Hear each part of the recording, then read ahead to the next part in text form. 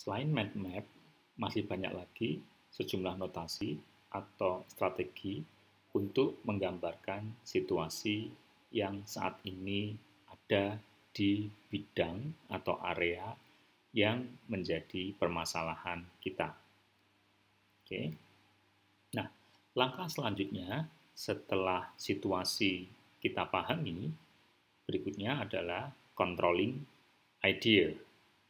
Jadi mengontrol ide, memastikan bahwa ide tersebut tidak akan keluar jauh dari awal permasalahan yang akan kita angkat atau kita cari solusinya.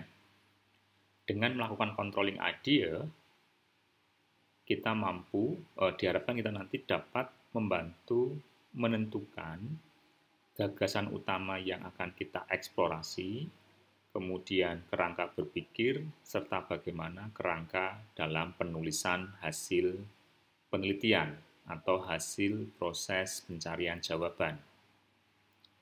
Controlling idea atau CI ini sangat membantu kita dalam fokus pada tujuan penulisan laporan yang nanti kita buat. Ya, selanjutnya juga hampir sama, membantu menemukan alur penyajian karya, menentukan subjek kalimatnya, urutan-urutan kalimatnya, serta membentuk sebuah paparan argumen yang secara sistematis dan logis bisa diterima.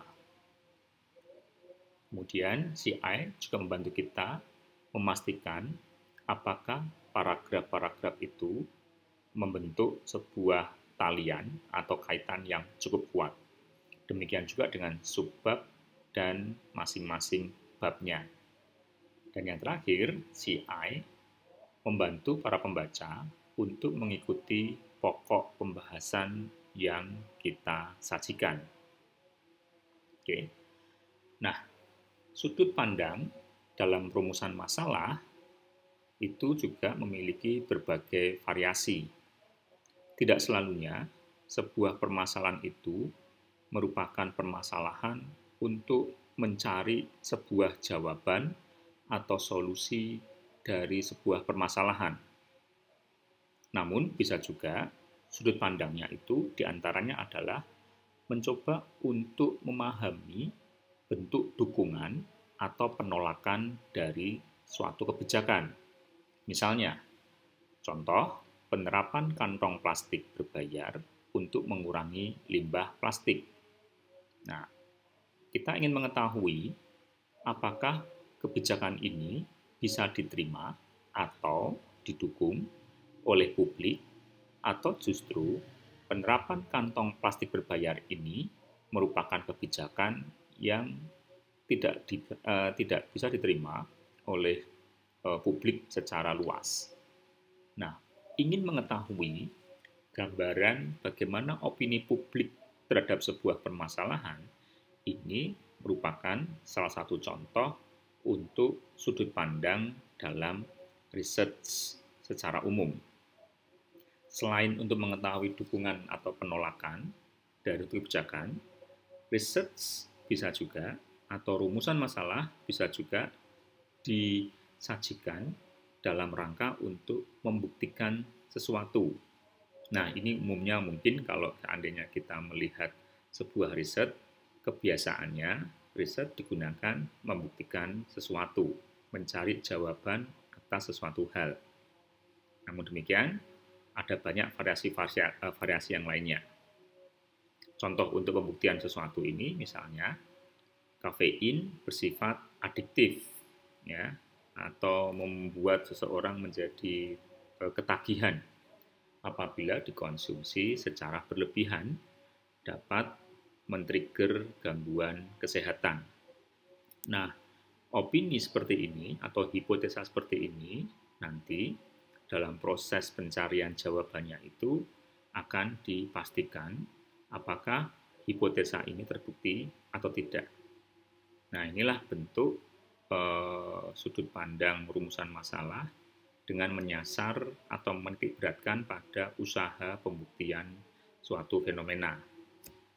Selanjutnya, selain dua itu, masih banyak lagi sudut pandang yang lain, diantaranya adalah menganalisis bagian dari sebuah sistem serta menunjukkan bagaimana keterkaitannya.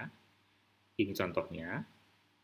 Jadi misalnya berawal dari bagaimana membuat presentasi yang baik, yang mudah, maka jawaban atau usaha untuk mendapatkan jawabannya itu merupakan usaha yang dilakukan untuk memaparkan ini, poin yang ketiga ini.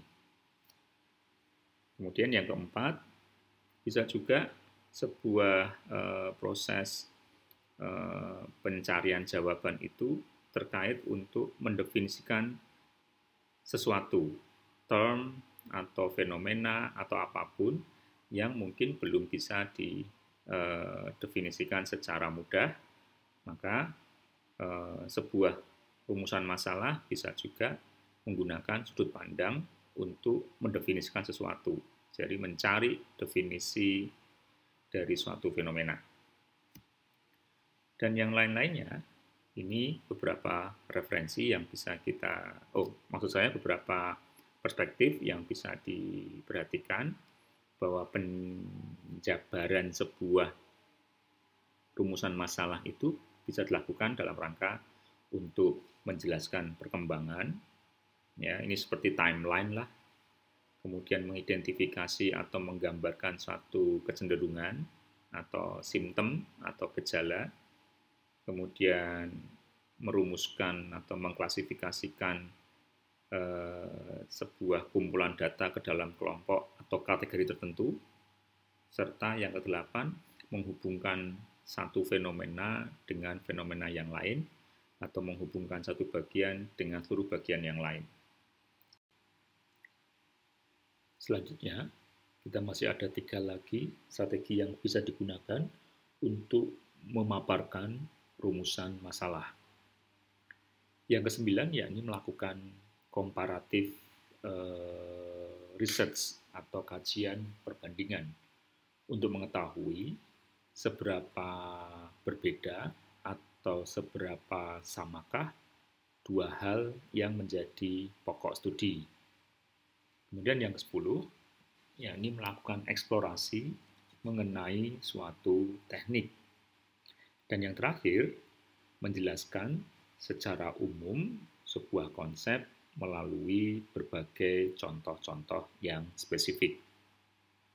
Nah, demikian tadi merupakan sejumlah perspektif yang bisa digunakan untuk memaparkan rumusan masalah. Oke. Dan yang terakhir, harus ada usaha untuk memastikan apakah rumusan masalah yang sudah dibuat itu merupakan paparan rumusan masalah yang tepat. Setidaknya, cobalah untuk mengkaji kembali rumusan yang dibuat dengan menggunakan kategori pertanyaan 2 ini. Apakah topik yang sudah kita pilih untuk rumusan masalah itu sudah cukup proporsional, ataukah terlalu melebar atau mungkin terlalu sempit? Oke, ini bisa kita telaah kembali untuk memastikan bahwa proporsi rumusan masalah yang kita angkat itu cukup sesuai. Dan yang berikutnya lagi, memastikan tadi apakah controlling idea yang kita lakukan itu sesuai dengan kategori atau clear hubungannya. Jadi memastikan dari 11 strategi tadi itu merupakan setidaknya kita menggunakan satu dari sejumlah pilihan yang ada. Oke, ya kurang lebih inilah sedikit paparan mengenai model literasi informasi dan pembahasan pada tahapan awal dari model yang dipaparkan, yakni perumusan masalah. Kembali saya ingatkan bahwa konsep yang kita sampaikan ini setidaknya mulai menegakkan sebuah prosedur bahwa untuk mendapatkan pengetahuan itu selalu diawali dari sebuah permasalahan. Nah, bagaimana kita melakukan penelitian atau usaha untuk mendapatkan jawaban, itu langkah pertama adalah merumuskan masalah. Dalam perumusan masalah, ada 2 tahapan yang perlu dilakukan. Yang pertama yakni mengkaji seperti apa situasi dari domain atau bidang yang sedang kita kaji.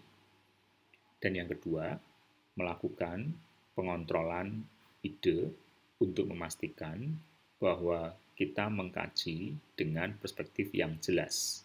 Apakah kita mencoba mengeksplorasi, ataukah kita mencoba untuk menguji, atau kita mencoba untuk membandingkan.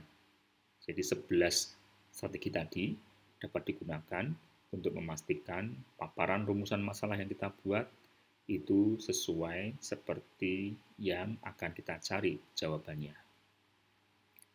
Demikian mungkin tambahan sedikit mengenai slide yang sudah saya share di LMS kita.